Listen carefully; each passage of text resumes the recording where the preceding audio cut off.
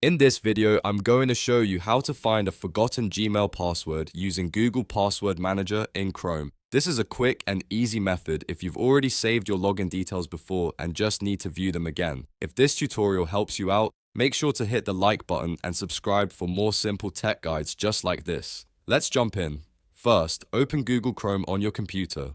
Once Chrome is open, look to the top right corner of the browser and click the three-dot menu. This is where you can access Chrome settings and tools. From the menu, hover over or click Passwords and Autofill, then select Google Password Manager.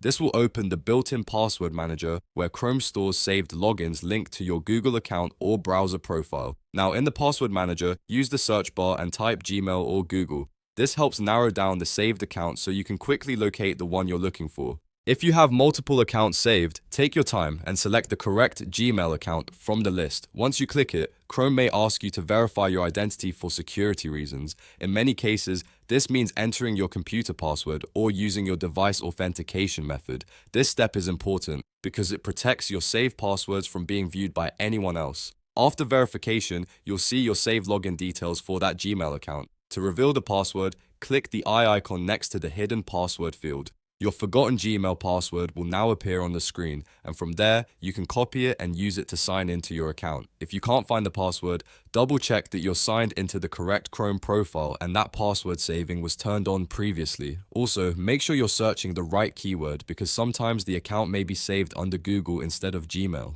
And that's it. You've now learned how to find a forgotten Gmail password using Chrome's Google Password Manager. If this video helped, don't forget to like, subscribe, and turn on notifications so you never miss a helpful tutorial. Thanks for watching, and I'll see you in the next one.